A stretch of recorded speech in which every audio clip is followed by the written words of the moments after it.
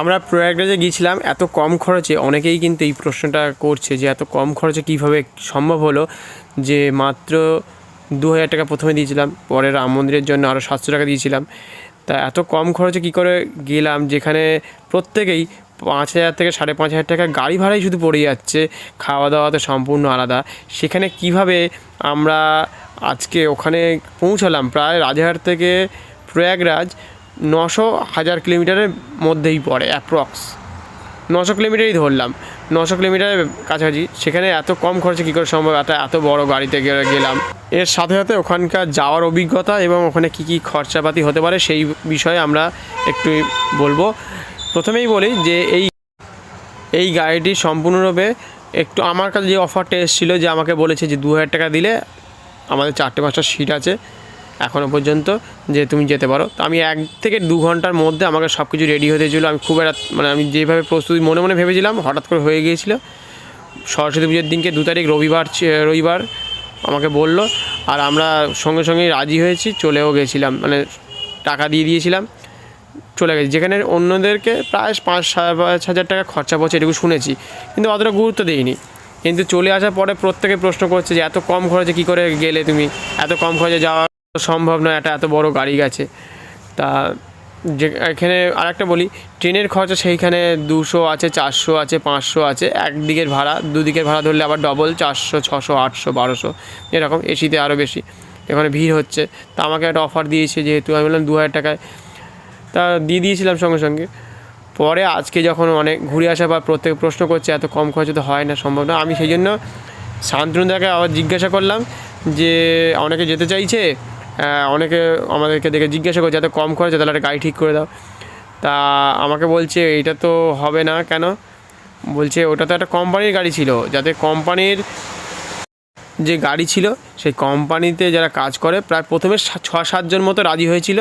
পরে যখন কথাবার্তা বলতে বলতে প্রায় 30-40 জন হয়ে গেছে। সেই জন্য কোম্পানিতে যিনি মালিক, তার বাবার গাড়িটা ছিল। সে বাবার গাড়ি হওয়ার ক্ষেত্রে তিনি শুধু তেল খরচাটাই একমাত্র নিয়েছেন, বাদবাকি তেল খরচাটা নেননি, তেল খরচাটা দিতে হয়েছে, বাদবাকি কোনো রকম এক্সট্রা কোনো খরচা দিতে হয়নি। 2টো ড্রাইভার ছিল। প্রায় আমরা 3 তারিখে গিয়েছিলাম, 2 তারিখে গিয়েছিলাম, 3 তারিখে পৌঁছে গেছিলাম। 24 ঘন্টা একটু বেশি লেগেছে। আমরা 3:30টার সময় বেরিয়েছিলাম পুরো দুপুরবেলা রবিবার দিনকে। সোমবার দিনকে সন্ধেবেলার মধ্যে আমরা 7:10-20 মধ্যে অ্যাপ্রক্স পৌঁছে গেছি, 27-28 ঘন্টা। মাঝখানে আমরা প্রতিটা জায়গাতেই 1.5 ঘন্টা, 2 ঘন্টা মধ্যে অন্তত 10 থেকে 15 বারের কাছাকাছি দাঁড়িয়েছি। যার যেমন খাবার দাবার কেনা বা নিচে নামা, গাড়িটা রেস্ট দিয়ে আমরা গিয়েছিলাম। তাই 24 থেকে 28 ঘন্টার বেশি লেগেছে, 28 ঘন্টার কাছাকাছি সময় লেগেছে। সেখানে আমাদের সত্যি কথা বলতে ওখানে পথে ঘাটে কোনো রকম অসুবিধা হয়নি, রাস্তা খুবই ভালো। আগে একরকম ছিল, আজ থেকে অনেক বছর আগে যখন আমরা পুরীতে গিয়েছিলাম তখন রাস্তা এত খারাপ ছিল যে ভাবতে পারবেন না। 7 দিনের পুরীর ভ্রমণে বড় বাসের কথা বলছি, গিয়েছিলাম। সেখানে আমাদের প্রায় 15 থেকে 20 বার গাড়ি খারাপ হয়ে গেছে, চাকা খারাপ হয়ে যাচ্ছে বা বিভিন্ন রকম পার্টস খারাপ হয়ে যাচ্ছে, এরকম হয়েছে রাস্তায়। ভাবুন, যখনকার দিনের রাস্তা এত ভালো ছিল না, এত ছিল না। কিন্তু এখন সরকার 2000 সালের পর থেকে যত রাস্তা হয়েছে, এত সুন্দর রাস্তা, এত ব্রিজ হচ্ছে, আপনি ভাবতে পারবেন না যে এত ভালো রাস্তা। আমাদের কলকাতার রাস্তা থেকে ওই রাস্তায় যে এরকম এত ডেভেলপ করেছে যে চিন্তা করার বাইরে, যে এত ডেভেলপ করেছে, হাইওয়ে এত ডেভেলপ করেছে, এত সুন্দরভাবে রাস্তা। কোনো জায়গায় 4 লেন, 6 লেন, 8 লেন, এমনকি 10 লেনও আছে। আমি মাঝে মাঝে পথে দাঁড়িয়েছি, সেখানে দেখেছি রাস্তা সত্যি অন্যরকমভাবে তৈরি করা। আপনারা নিজেরাও যদি যান দেখতে পাবেন। এবং প্রতিটা জায়গাতেই আমরা গুজরাটে দেখছি প্রায় 2 কিলোমিটার, 2.5 কিলোমিটার, 4 কিলোমিটার অন্তর অন্তর ব্রিজ হচ্ছে। মানুষ নেই, চারিদিকে জমি জায়গা ভর্তি, চাষ হচ্ছে, তার মাঝখান দিয়ে ব্রিজ হচ্ছে, নতুন নতুন ব্রিজ হচ্ছে, নতুন নতুন রাস্তা হচ্ছে। আর কিছু নতুন বাড়ি, পুরনো বাড়ি সব দেখছি সামনের দিক দিয়ে ভাঙা। আমি প্রথম দিকে বুঝতেই পারিনি এত প্রথম ভেবেছিলাম 1-2টো ভেঙে গেছে বা নতুন করে বলছি, তারা কি নিজের ইচ্ছে থেকে ভেঙে কি আবার নতুন করে বানাচ্ছে এরকম। তা প্রথমের দিকে বুঝতে পারিনি, তারপরে দেখছি অনবরত দেখছি ভাঙা বিভিন্ন জায়গায় দেখছি, বিভিন্ন প্রান্তে। আমাদের বিহারের ঢুকতেই দেখছি ওখান থেকে শুরু হয়ে গেছে, আরও পরপর একদম রাস্তা বরাবর ভাঙছে। আমি তারপরে যে দেখলাম যে না, এত বাড়ি ভাঙা কেন? তখন দেখছি না এখানে রাস্তা চওড়া হচ্ছে, যত পাচ্ছে তত চওড়া করছে, কোনো জায়গায় 6 লেন 8 লেন পর্যন্ত হচ্ছে, নতুন নতুন রাস্তা, নতুন নতুন ব্রিজ, আর সব সময় কাজ হচ্ছে, 24 ঘন্টাই বলতে পারেন কাজ হচ্ছে। আমাদের চোখে দেখা, আমি ঘুমন্ত অবস্থায় বলছি, মানে যখন ঘুমিয়ে পড়ছি তখন দেখতে পাইনি, বাদ বাকি টাইমে যতটুকু দেখেছি প্রায় 20-25টা ব্রিজ তৈরি হচ্ছে। রাস্তা তো মানে কী বলবো, কত তৈরি হচ্ছে কোনো চিন্তা করো। সেই জন্য রাস্তা ভীষণই ভালো, মানে 95% অবশ্যই ভালো, 95 কি 99%ই ধরতে পারেন, এতটাই ভালো। 2-1% হচ্ছে রাস্তা কিছু কিছু জায়গায় খারাপ আছে, বাদ বাকি রাস্তা ভীষণ ভালো, কোনো রকম জ্যাম নেই, কোনো পুলিশ নেই, কোনো ট্রাফিক নেই, যে যার মতো যাচ্ছে এইটা দেখলাম। শুধু টোলের ওখানে শুধু লোক আছে, বাদ বাকি জায়গায় কোনো রকম কোনো প্রবলেম হয়নি। আর এক জায়গায় মনে হয় পুলিশ ধরেছিল আসার পথে, সেটা আমাদের যত সম্ভব আমাদের পশ্চিমবঙ্গে ঢোকার পথেই মনে হচ্ছে এটা হয়েছে যত সম্ভব, তা বাদ বাকি আর কোথাও ওরকম কোনো প্রবলেম হয়নি। তা এখানে ওখানে গিয়ে দেখলাম যে মোটামুটি, আর হচ্ছে আমাদের খাওয়া খরচা ওখানে কম পড়ে, এক একটা রুটি 20 টাকা, 25 টাকা, 30 টাকা, এক একটা জায়গা হিসেবে, হোটেল হিসেবে, ধাবা হিসেবে, এগুলো বলছি কারণ আর যেরকম খরচা। তবে বেশিরভাগ জায়গাতেই রুটি 20 টাকা কম করে দেওয়া, হয়তো যদি কোনো কোনো জায়গায় 15 টাকা পেলেও পেতে পারেন, এক একটা পিসের কথা বলছি, ভাত মাছ সবজি বিভিন্ন রকম। তা মোটামুটি 30 টাকা করে পার পিস রুটি, এটুকু বলতে পারি। আর তরকারি আলাদা, সেখানে কোনো কোনো জায়গায় 40 টাকা আছে, 50 টাকা আছে, 60, 70, 80, 90 আলাদা তরকারি, সব জায়গায় আগে টাকা নিয়ে নিচ্ছে বেশিরভাগ জায়গায়। মোটামুটি গড়ে আপনাদের প্রতিদিন 500 থেকে 550 টাকা, ধূমপান যারা করেন তাদেরকে একটু বাড়িয়ে ধরলাম 600-700 টাকা অ্যাপ্রক্স ধরে রেখে দিন, কম করে, মানে যারা নর্মালি খাবেন তাদের 500-550 টাকা প্রতিদিন খরচা হবে। তাহলে মোটামুটি গাড়ি ওই জন্য আমাদের একটু কমে পড়েছিল বললাম, যেহেতু আমাদের কোম্পানির মালিকের বাবার গাড়ি ছিল, সেই জন্য তেল খরচাটাই শুধু নিয়েছে, মানে তেল খরচা দিতে হয়েছে, দুটো এগিয়েছিলো সেটুকু বললাম। নয়তো 5,500 টাকা করে গড়ে আর কি গাড়ি ভাড়া চারিদিকেই আছে, এটুকুই বলার। আর তার সাথে সাথে যারা হোটেলে থাকবে তাদের বিভিন্ন রকম ভাড়া হতে পারে, অনেক কেউ ফ্রিতে শুয়ে পড়তে পারে যদি মনে করেন, কোনো জায়গায় 100-150 টাকারও আছে, কোনো জায়গায় 2,000 টাকারও ঘর ভাড়া পাওয়া যায়। আমরা থাকিনি, বাসেই ছিলাম, বাসেই চার্জার ছিল। যারা বাইরে বেরোবেন অবশ্যই চার্জার এবং পাওয়ার ব্যাঙ্কটা নিয়ে বেরাবেন, এবং ওখান থেকে যখন স্নান করে যাবেন একটু আগে থেকে কোনো কন্টেনার নিয়ে যাবেন, কারণ কন্টেনারের দাম ওখানে প্রায় 100, 150, 200, 250 বিভিন্ন রকম দামে, 300-400 হতে পারে, আছে 50 টাকারও আছে। সেই জন্য আপনি বাড়ি থেকে 2-3টে বড় বড় জার নিয়ে যাবেন ভালো দেখে, তার সাথে বড় নাইলন ব্যাগ নিয়ে যাবেন, কারণ আনার সময় খুব কষ্ট হবে। সেই জন্য 2টো নাইলন ব্যাগ হাতে যাতে না লাগে সেরকম কাপড় দিয়ে বেঁধে নেবেন, যাতে না কম লাগে। বড় প্লাস্টিক নিয়ে নেবেন, আর সঙ্গে 3-4টে কি 6টা মতো এক্সট্রা প্লাস্টিক, কারণ জামা কাপড় সব ভিজে অবস্থায় আনতে হয়, এটুকুই জানি। সেই জন্য বড় বড় প্লাস্টিক নিয়ে নেবেন 4-5টা, কারণ অন্যরা আবার তখন কিন্তু প্লাস্টিকের যারা আনেনি তারাকে বলবে আমাকে একটা দিন, সেটা বলবে, তখন আপনাকে হয়তো যদি ভালোবেসে দিয়ে দেন তাহলে আপনার একটা কমতে থাকবে। মাটি নিয়ে আসবেন, জল নিয়ে আসবেন বেশি করে, ওখান থেকে সিঁদুর, আলতা বিভিন্ন রকমের, হয়তো আপনি শিবের লিঙ্গ নিয়ে আসতে পারেন, হার নিয়ে আসতে পারেন। এবার ওখানে 100, 150, 200, 250, 300 বিভিন্ন রকম রেটের পাওয়া যাচ্ছে। কাপড় নিয়ে আসতে পারেন, ওখানে আপনি ফুল, বাতাসা বা টাকা ছুঁড়ে দিতে পারেন, হ্যাঁ। আর মোটামুটি ওগুলো 20-30 টাকা, 40 টাকার মধ্যে পেয়ে যাবেন, বিভিন্ন রকম জিনিস আছে। আর যারা বাড়ির লোকের বা মানুষের স্মরণ করছেন তারা অবশ্যই সেখানে গিয়ে স্মরণ করবেন, যেহেতু ওখানে গিয়ে অনেকে ওসব দেখে, অনেক লাইট, অনেক মানুষ দেখে কিন্তু ভুলে যেতে পারে। অনেক মানুষজন দেখে না সব কিছু ঠিক থাকে, কিন্তু ওখানে গিয়ে অনেক সময় ভুলে যেতে পারে।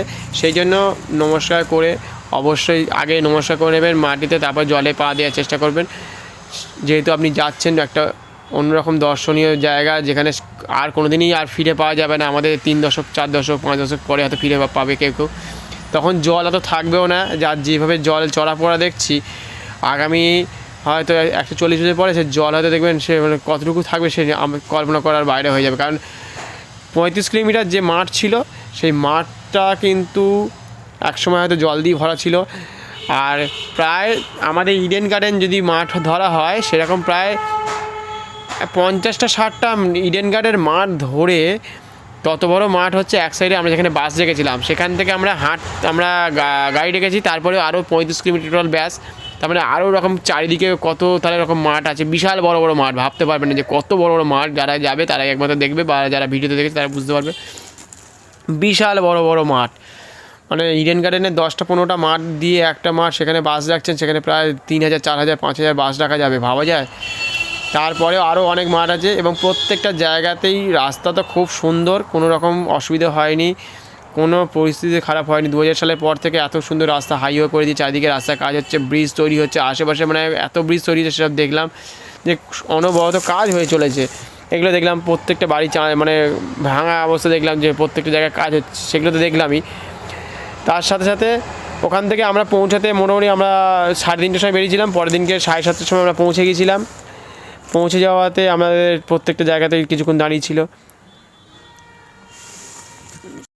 ওখানকার পুলিশ প্রশাসন খুবই ভালো, সেখানে কিন্তু কোনো রকম অসুবিধা হচ্ছে না। যতবার আপনি জিজ্ঞাসা করবেন পুলিশকে আপনাকে সব কিছু বলে দিচ্ছে, দেখিয়ে দিচ্ছে, সেই জন্য খুবই ভালো লেগেছে সেই সব ব্যাপারগুলো। পরিষ্কার পরিচ্ছন্ন, চারিদিকে যত রকমের যা কিছু পড়ে থাকে সঙ্গে সঙ্গে পরিষ্কার করে দিচ্ছে। লোহার প্লেট দিয়ে পুরো রাস্তাটাকে মুড়ি দিয়েছে যাকে বলেন।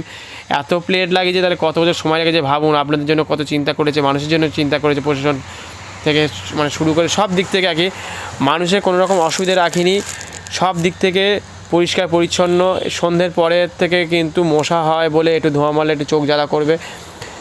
তার সাথে সাথে ওখানে বেশ আপনাকে হাঁটতে হবে, কারণ 15 থেকে 16 কিলোমিটার আগে গাড়ি থামিয়ে দিয়েছিল। একটা গাড়ি করে আমরা প্রায় 15 জন মিলে উঠলাম। তারপর সেখানে 25 টাকা করে প্রত্যেকে আলাদা করে গাড়ি ভাড়া দিয়ে আমরা প্রাঙ্গণে পৌঁছালাম আর কি, মানে কুম্ভ মেলার প্রাঙ্গণে পৌঁছে গেলাম। সেখান থেকে বেশ কিছুক্ষণ হাঁটলাম, আধ ঘন্টা মতো প্রায় হাঁটার পরেই দেখলাম বাইক চলে এলো সামনে অনেকগুলো। সেখানে 150 করে চাইছিল, তারপর আমরা 100 টাকা করে দিয়েছিলাম। প্রত্যেকটা বাইকে এক একজন করে উঠলাম। প্রায় 20 মিনিট বাইক চলার পরে প্রায় 2 কিলোমিটার 2.5 কিলোমিটার কাছাকাছি হবে যাওয়ার পরে আমাদেরকে বললো এবার আপনাদের ওই যে অস্থায়ী যে পুল আছে সেখান থেকে পার হয়ে অনেকটা হেঁটে যেতে হবে। সেটা প্রায় আরও 40 মিনিট মতো হাঁটলাম। হেঁটে এবার আমরা 6 নম্বর গেট ধরে গিয়ে লেফট হতে হতে গেলাম আমরা সঙ্গমের কাছে গিয়ে ওখানে গিয়ে স্নান করলাম। রাত্রি প্রায় 9:30 থেকে 10টার মধ্যে সব কিছু করে আবার আসার পথে দেখছি কোনো লোক ছিল না, যেহেতু আমরা যেখানে কোটি কোটি লোক সেখানে কিন্তু অত লোক আমরা দেখতে পাইনি। আমরা একটু রাতের দিকে গিয়েছিলাম, সেই কারণের জন্য হয়তো হবে। আর যেহেতু তার আগের দিনকে অনেক লোক স্নান করেছে, কিন্তু লোক আসতে যাচ্ছে সেটা দেখতে পেয়েছি। ঠান্ডা আছে ভালোই, তখন ঠান্ডা ছিল, এখন আরও ঠান্ডা বেড়েছে আজকে থেকে। সেই জন্য অবশ্যই আপনারা সব কিছু নিয়ে বেরোবেন।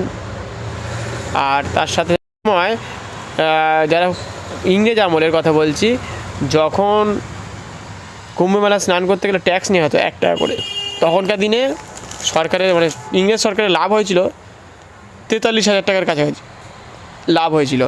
এখনকার সময় যদি ওই 1 টাকা ধরা হয়, প্রত্যেকটা লোকের মাথা পিছু 43,000 টাকা না 42,680 টাকার কাছাকাছি করে ট্যাক্স দিতে হয়েছিল। তখনকার সময়ে ট্যাক্স নিয়েছিল ইংরেজ সরকার যে কুম্ভ মেলা চান করে বলে, ভাবুন। আর এখানে আমরা সম্পূর্ণ হিসেবে ফ্রিতেই যাচ্ছি হিসেব মতো, ওখানে কোনো রকম ট্যাক্স দিতে হচ্ছে না, কিছু লাগছে না। সেটা কিন্তু এটা সবথেকে ভালো। আর যাদের জন্য আমরা আজকে এই ভারতবর্ষে আছি, এখনও সুন্দরভাবে বসবাস করছি, বেঁচে আছি, ঠাকুরের নাম তো স্মরণ করবেন, প্রত্যেকটা ঠাকুরের নাম স্মরণ করবেন, বাবা মার নাম স্মরণ করবেন, সেই বলে স্নান করবেন।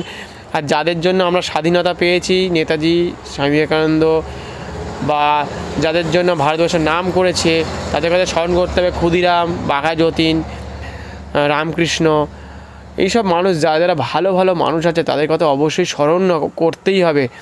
বিভিন্ন রকমভাবে আমাদেরকে দেশকে বিভিন্ন রকমভাবে আমাদের সনাতন ধর্মকে সবার সামনে তুলে ধরেছে। স্বামী বিবেকানন্দ, নেতাজি, রামকৃষ্ণ, সারদা মা, আমাদের দুর্গা ঠাকুর, কালী ঠাকুর, বিভিন্ন রকমের বিভিন্ন সময়ে যেসব ঠাকুরগুলো আমাদেরকে প্রতিটা মুহূর্তে প্রত্যেকটা মানুষের জন্য অর্থ উপার্জনের একটা জায়গা করে দিচ্ছে। একটা করে পুজো হচ্ছে, প্রত্যেকে ইনকাম করছে সারা পৃথিবীতে। প্রত্যেকে কেউ না কেউ এই পুজোর সাথে মানে কীভাবে সূত্রভাবে যে রিলেটেড হয়ে যায় সে কেউ জানে না। কেউ মিলের হয়তো হচ্ছে হয়তো নোংরা পরিষ্কার করে, সেও পর্যন্ত তার হয়তো একটা কী বলবো 0.01% হলেও সে পাচ্ছে। কোথা থেকে যাচ্ছে সেই মিলের রং, কোথায় যাচ্ছে, কোথায় ফুল চাষ হচ্ছে সেই মাটিকে বয়ে দিচ্ছে, কে সার বয়ে দিচ্ছে, কে তেলের গাড়ি যাচ্ছে সেই তেল আবার সেই গাড়িতে যাচ্ছে, মানে বিভিন্ন রকমভাবে ইনকাম হচ্ছে। তারপরে সরাসরি কেউ ফুল বাতাসা বিক্রি করছে, কেউ পাতা বিক্রি করছে। পুজোর তো হাজার রকম সামগ্রী লাগে, সেসব তো আছেই, আরও এইসব নিয়ে বলবো পরে বা ভিডিওতে। মানে প্রত্যেকে রিলেটেড হয়ে যায়, সারা পৃথিবীর লোকই কোনো না কোনো রকমভাবে রিলেটেড হয়ে যাচ্ছে। যারা এইসব চাষবাসের সাথে যুক্ত বা বিভিন্ন রকম জায়গা থেকে অনেক রকম জিনিসপত্র সামগ্রী লাগে পুজোর ক্ষেত্রে, বিভিন্ন ক্ষেত্রে সুতো বলুন, রং বলুন, আখরোট বাদাম হ্যান ত্যান বিভিন্ন রাজ্য থেকে আসে, মুসলিম রাজ্য থেকে আসুক বা আমেরিকা থেকে আসুক বা অস্ট্রেলিয়া থেকে আসুক, ইন্ডিয়া থেকে আসুক, যেখান থেকেই সবাইকার কিন্তু এই পুজো পারপাস, যে কোনো পুজো সারা জীবন ধরে যত পুজো হয়ে আসছে সেখানে কিন্তু প্রত্যেকেই, সে কলা পাতা বিক্রি করুক, তুলসী পাতা বিক্রি করুক, আম পাতা বিক্রি করুক, সে করে কিন্তু নিজের জীবনযাপন পরিবারকে বাঁচাচ্ছে।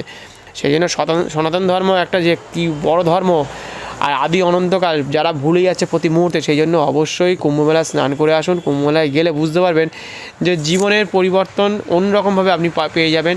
কেন যাচ্ছে মানুষ হাজারে হাজারে কোটিতে কোটিতে কেন প্রতিদিন যাচ্ছে, এটা যারা একবার চলে গেলে কিন্তু ফিরে আসবে না। কারণ এটা দুর্গা পুজো, কালী পুজো, ভাইফোঁটা বা আপনার কোনো বিয়ে বাড়িতে যাননি, পরে একবার অন্য সময় গিয়ে দেখা করে আসবেন। ওটা আর 144 আর 20-25 দিন পরে আর কিন্তু 22 দিন আর 18 দিন মতো হাতে আছে, আর 18 দিন মতো পরে কিন্তু আর এটা আর পাবেন না। সেই জন্য যারা যাচ্ছেন স্মরণ করুন, অথবা বাড়িতে যারা আছেন তারা বাড়ির জলে স্নান করুন। ওই পুজো মন্ত্র বা পাঠের মাধ্যমে, গীতা পাঠের মাধ্যমে যেসব গ্রন্থ আছে ঠাকুরের সামনে গিয়ে স্নান করেও আপনি পুণ্য অর্জন করতে পারেন ইচ্ছা করলে। তা আমার এই ধরনের খবর যেহেতু দিচ্ছি, সেই জন্য যারা আমার ইউটিউব চ্যানেলে আছেন, মাল্টিপারপাস স্টোরিতে গিয়ে মহাদেবের লোগো থেকে ক্লিক করলেন, মাই ভয়েস এবং নেচার বা ট্রাভেলে গিয়ে আপনি খোঁজ নিতে পারেন প্লে লিস্টে গিয়ে সেখানে। আর যারা ছবি আঁকার জন্য দেখতে চান তারা দ্য শ্যাডো আর্ট হাউসে গিয়ে দেখতে পারেন, একটা চোখের লোগো পাবেন। আর ফেসবুকে আমি দিয়ে থাকি, ফেসবুকে একটু কম দিয়ে থাকি, সেটা চণ্ডীমণ্ডলে গেলে আপনি ওখানে অনেক কিছু দেখতে পাবেন। এখানেই শেষ করছি, প্রত্যেকে ভালোভাবে ঘুরে আসুন। আর অবশ্যই মাটি জল নিয়ে যাবেন, বেশি করে জল নিয়ে আসতে পারেন, বাড়ির অন্যদেরকে দিতে হবে যতটা পারা যায় আর কি। প্রত্যেকে ভালোভাবে যান, ঘুরে আসুন সুন্দরভাবে, একটা অন্যরকম পরিবেশ আছে। হয়ে গেছে, হর হর মহাদেব বলে এখানেই শেষ করছি। সুস্থ থাকুন প্রত্যেকেই, ধন্যবাদ, নমস্কার।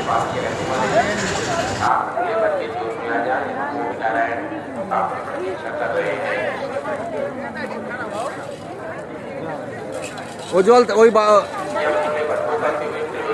ও মাটি থাকবে না,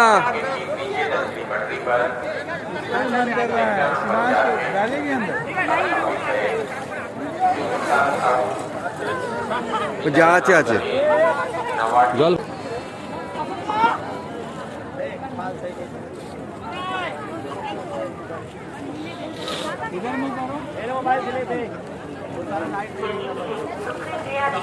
ডোবা ডোবা ডোবা আগে খানিকটা ভর্তি কর, ডুবিয়ে ভর্তি কর না।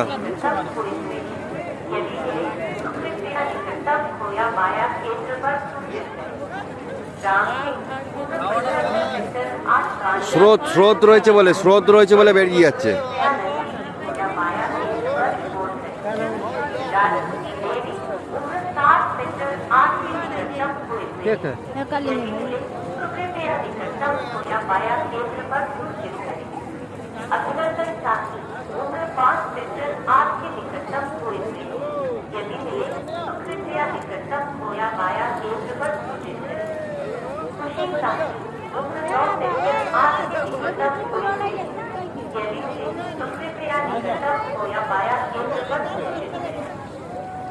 উঁচু কর দেখি কতটা হয়েছে, উঁচু কর দেখি, বেশি করে চাপ দে না।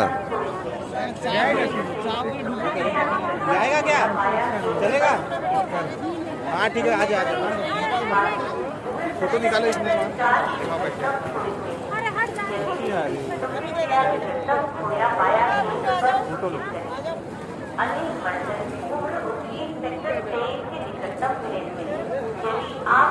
উঁচু করে দেখ, একেবারে উঁচু করে দেখ কতটা হয়েছে। आजा चल। জলের স্রোত রয়েছে বলে জলটা বেরিয়ে যাচ্ছে, ঢুকছে না।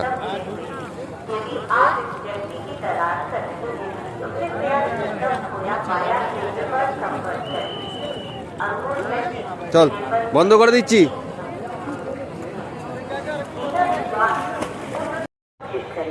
আমরা স্নান করে এই ফিরছি, এখন স্নান হয়ে গেছে।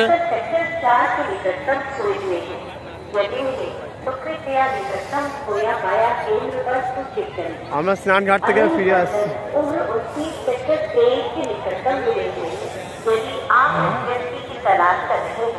চলো।